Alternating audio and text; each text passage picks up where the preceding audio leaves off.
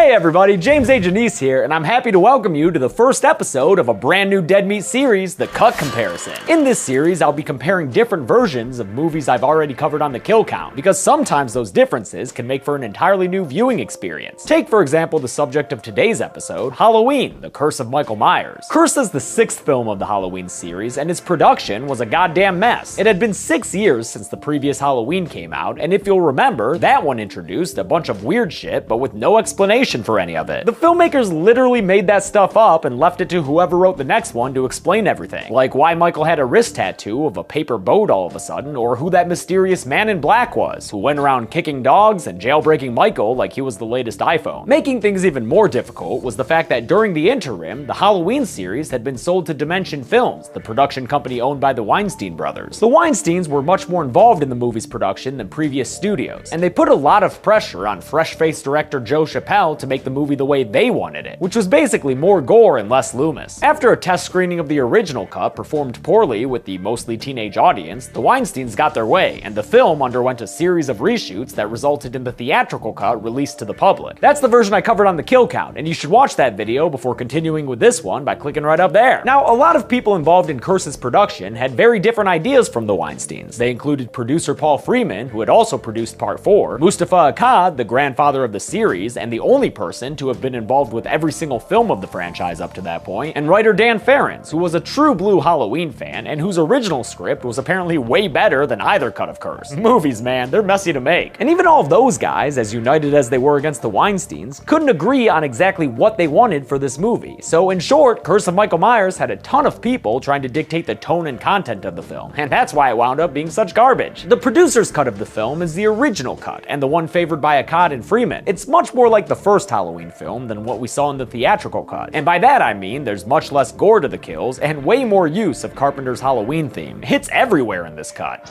Tonight's gonna be killer. Kara, I swear, one of these days you're gonna get lost in that thing. I can't find my term paper. In the theatrical cut, a lot of that music was replaced by generic grungy rock. Tonight's gonna be killer. Kara, I swear, one of these days you're gonna get lost in that thing. I can't find my term paper. Also, if you watch them back to back, you may notice that the color grading is different between the cuts. The theatrical version is warmer and has more contrast, while the producer's cut almost looks unfinished, with a much cooler tint to it. In case you didn't know, color correction makes a huge difference in the look of a film, or even a YouTube video. In fact, this is what the kill count footage looks like when it's raw and untouched before I color it, and of course this is what it looks like after. Hell of a difference, right? One more minor change that makes a huge difference is the transitions between scenes. While the producer's cut doesn't have anything special going on, the much faster paced theatrical cut has this shit. Blood coming. And it has them all over the place, even in scenes that don't call for something crazy like that. All it takes is a mother's touch. To me, it's an annoying attempt to make the film flashier, and it doesn't work at all. By far the biggest difference between the cuts, though, is the ending. After Kara gets abducted by the Cult of the Thorn, the cuts diverge, never to reunite again. The only things they have in common are any shots with Dr. Loomis, since sadly, Donald Pleasence passed away before they did the reshoots for the theatrical cut. That's why sometimes in that version, it feels like Loomis and Dr. Wynn aren't really talking to each other, because they weren't. But besides that, the entire final 15 minutes of the film was completely changed, with the theatrical cut adding way more bloodshed and getting rid of most of the cult stuff. But enough of this lengthy overview. What I want to do with this series is actually go through the alternate cut bit by bit and point out all the differences I can, small and big. I may miss a few here and there, but I'll do my best, and afterward I'll give a roundup comparison and tell you which version of the movie I prefer. Sound good? Alright, let's get to the differences. Let's get to the differences.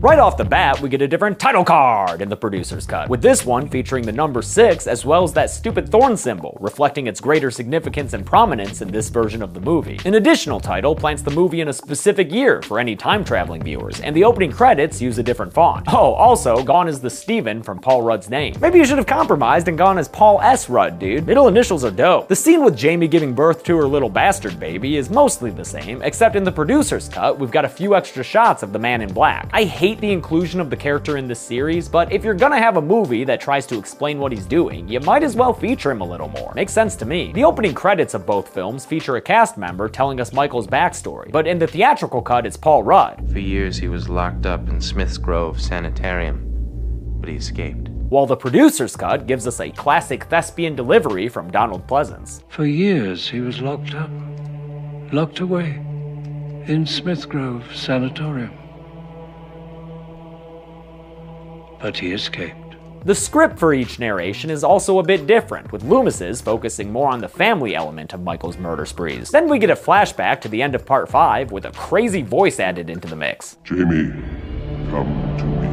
We see Michael being taken away in a van, and it's pretty weird to watch the personification of evil getting kidnapped like he's Liam Neeson's daughter. Jamie is likewise abducted, and then we see the big explosion that led everyone to believe Michael and Jamie have both been dead these past however many years. Jamie's escape from the Candlely cult lair includes an extra shot that shows Michael beginning his chase. And also, like I mentioned in the intro, we get more of that classic theme we all know and love,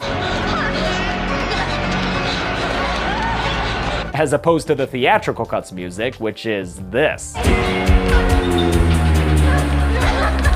While Nurse Mary's death on the wall spike is the same, the next kill was reshot to be gorier for the theatrical cut, with an exposed spine and more blood. Again, original kill in producer's cut, simple neck snap. Reshot gorier kill in the theatrical cut, airing out the brainstem. Back in Haddonfield, Danny Strode is still seeing the man in black, but at least in the producer's cut, Kara has the decency to do a stay away monsters ritual to help put the little boy at ease. Stay away, monsters. Stay away, ghouls. Stay away from Danny.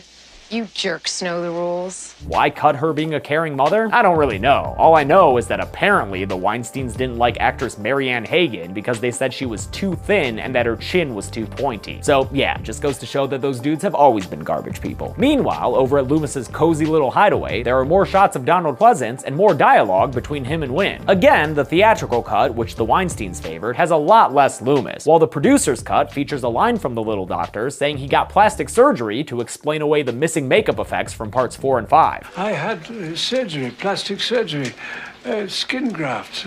It cost a fortune, but at least I don't frighten people anymore. That's another thing you may notice overall. The producer's cut does a better job tying back to the rest of the series. Jamie Lloyd's escape through the night is mostly the same in both versions, from the bus depot where she calls into Barry's radio show to the truck chase where Michael runs her off the road. But we get a huge divergence in the barn. In the theatrical cut, she of course gets a super gnarly death on a hay baling machine that mulches her insides. But in this version, Jamie is just stabbed below screen by an unseen Michael Myers and collapses to the floor of the barn. She lies there, still breathing, as Michael goes to the truck to grab that roll of hotel towels he thinks is his grandnephew. Another extra portion of Loomis in this cut is during a scene at Smith's Grove, where Wynn and Loomis argue about the call from Jamie Lloyd they both heard during their shock jock radio doctor hangout time. Wynn is all like, come on man, Jamie died in that jail cell explosion thing, adding a sort of Sidious spice to this storyline that makes his Man in Black reveal slightly less absurd than it is in the theatrical cut, where Wynn is hardly on screen at all before that revelation. The producer's cut does a better job introducing the Strode family, since we get some real choice dialogue from Kara's brother Tim. Yo, G, what's up? Barry's my homeboy from Chicago. I don't know why they cut Tim explaining his connection to Barry Sims, or for that matter, why they cut the close-up on the money that Kara's mom Deborah passes to her. Without that shot, Kara's dad John seems super extra crazy with his reaction. Oh yeah, that's it, Deborah. Just keep slipping her the cash. You know, while you're at it, I got a great idea. Here, why don't you give her all of our goddamn money? I'm like, what? We can't even see what he's mad at there. There's another pretty sick diff after Papa Strode strikes Kara. Stay out of it. Kill for him. The producer's cut has the Man in Black's voice encouraging Danny to be a violent little bastard, which gives more motivation as to why he pulls a blade out on his granddad. And after Kara leaves, there's one more extra scene between the Strodes where John says Kara is no longer his daughter. One final punctuation on how much of a dick this dude is. The scene with Loomis and Wynn at the barn is longer, since in this version they find out that Jamie isn't dead. Although, as an off-screen paramedic says, Only God can help her now, sir. I love that line delivery. We even briefly meet the newest Haddonfield sheriff, although he winds up being a nothing character, so no big deal on cutting that interaction. But now that Jamie is still alive, it actually makes sense that Loomis is in the hospital when Tommy goes there with that bathroom baby he found. Plus, there are more shots of Wynn, which again go to make the Man in Black reveal marginally better. There's an extra scene when Kara goes to college where she walks around campus and sees a couple making out on a picnic bench. Tongue and looks like she's getting spied upon by crazy-haired Michael Myers in a shot that, again, again echoes the style of the original. After that, the next few differences are pretty minor for a while. There's an extra shot of the boarding house Tommy lives in. We see Jamie Lloyd in surgery, where a doctor takes the knife out of her that probably should have been taken care of a bit sooner. And then there are some extensions to a couple of scenes that are in the theatrical cut, but that I didn't mention in the kill count. First is one wherein Loomis talks to Deborah. In the producer's cut, he talks to her a little longer. And second is when Deborah calls her husband John at work to tell him she's leaving. Again, most of this scene is in the theatrical version, but only in the producer's cut does it end with John speaking to a picture of his daughter Kara. Happy Halloween, little girl. Yeah, that's pretty weird, dude. What are you doing with that picture? We get one final scene with Jamie Lloyd in the hospital as she has black and white flashbacks to a time she was rushed down the Smiths Grove hallways in a procession led by the man in black, sticking his hands out like he's driving down the highway with the windows down. It's a real weird sequence that explains where exactly her baby came from, all but spelling out that she was raped by her uncle Michael in a nasty Rosemary's Baby type situation. Michael, please don't hurt me. Oh God, please forgive me. When that flashback is over, this happens. Your work is done now, Jamie. Yeah, so originally, Jamie survived the barnyard attack, only to get shot in the head by the man in black. That didn't go over well with a lot of people, but then again, neither did the extraneously gory death by Hay Baylor. It's kinda like you can't win when you recast a central character, then kill them off. Remaster! Sorry, something in my throat. The scene is wrapped up with a shot of the MIB's alter ego standing behind Loomis when he learns about Jamie's death. The next big change is one I mentioned in the kill count, and that's the much less graphic death of John Strode. For the theatrical release, they reshot his death to be gorier, with that crazy head explosion. But in the original producer's cut, he goes out in a much less explosive way, although it is still pretty shocking. Michael once again grabs John by the throat and stabs him against the circuit breaker, which electrocutes him and causes the house's lights to flash. But the death itself is pretty PG, with no frothiness at the mouth or head explosion. Mustafa Akkad and his son Malik, who by this point was also producing, didn't think these movies needed the type of gore added at the Weinstein's insistence. One of the more minor changes involves the shortening of a shot that I just don't understand, especially since the longer one adds a scotch of clarity. It's when Barry Sims is looking for his radio station's van so he can head back to the Myers house. In the producer's cut, the shot goes on long enough to show that it's actually the Smiths Grove van he climbs into. Again, no idea why they cut that. I think it adds a simple explanation as to why Michael was waiting inside to kill this radio fuckhead. Similarly, the theatrical cut also removes a shot through the windshield of Barry's murder that pans across the parking lot to show that his radio station's van was nearby. Close but no cigar, Bear. There's a really weird difference between cuts when Tim finds Barry's body in a tree. In the theatrical cut, he finds Barry's body after hearing a little girl talking to her mom about the warm red rain. Mommy, it's raining. It's raining red. Mommy, it's raining red. It's raining. It's warm. But in the producer's cut, the little girl's actually singing a song about it. Mommy, it's raining. It's raining red. Mommy, it's raining. It's raining red. Mommy, it's raining red. It's warm. Why was that change made? What, little girls aren't allowed to sing when they're getting blood rained down on them? Just seems really weird. Later on, in the Myers house massacre, Tim is killed the same, but Beth's death is a little more restrained. Gone are the repetitive slow motion shots of the theatrical cut, and instead, it's a quicker series of backstabs that puts her down. I'm guessing they just slowed down footage they had to be more extreme! After that, everything else plays out the same for a while. The Myers house sequence, the wind reveal, until after Kara jumps out of that window like a crazy lady. This time, after that shot fades to black, we come back to Kara tied up on a slab for a cult ceremony, dressed like she's ready to go burn down the Wicker Man. We still have that weird scene between Loomis and Tommy talking about drugs and shit, but there is an extra establishing shot of Smith's Grove looking like a castle before the dynamic duo gets inside. At that point, there's some extra dialogue between them about Michael and the cult's curse. I think Michael is under the influence of an evil rune. Thorn. Well, there are runes of light, protection.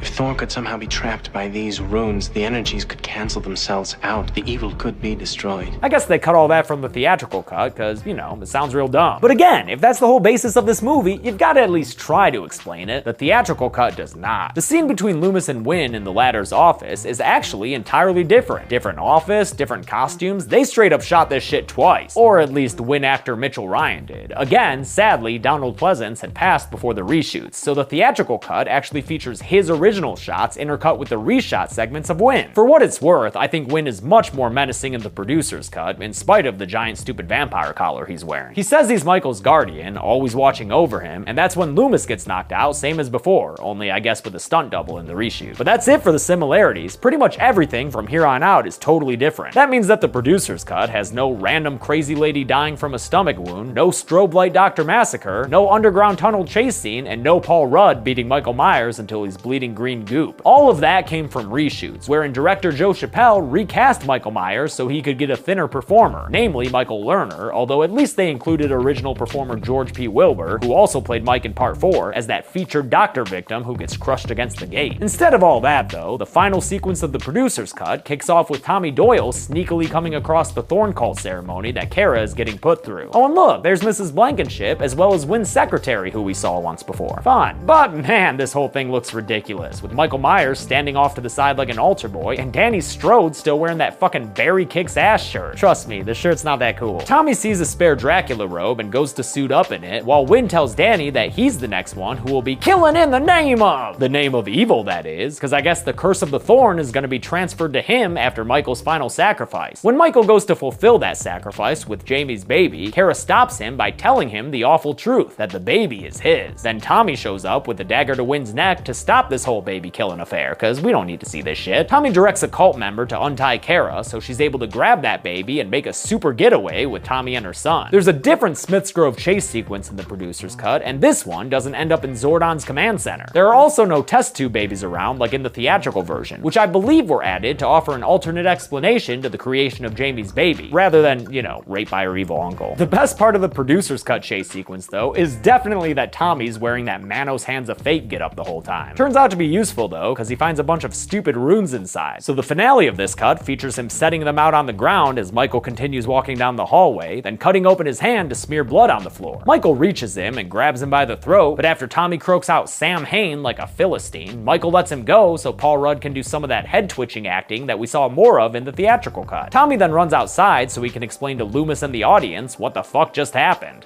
Power of the runes stopped him. Sounds stupid, but the story checks out, because back in the hallway, Michael's still standing there like an idiot in the middle of all those rocks. Wynn comes up and is very disappointed in Michael's impotence, and he doesn't notice when the killer does an Arthurian fist clench at his side. A few extra lines of dialogue between Loomis and the kids makes that come with us scene a little less abrupt, and in this cut, we actually follow Loomis as he heads back inside to take care of his unattended to business. There he finds Michael lying on the floor in the middle of all those rocks, except when he goes to remove the William Shatner mask, he finds Dr. Wynn instead. Wynn is just as shocked as Loomy, but he tells the old doctor that it's his game now, and Loomis watches in horror as the Curse of Thorn tattoo appears on his wrist? I'm sorry, what the fuck?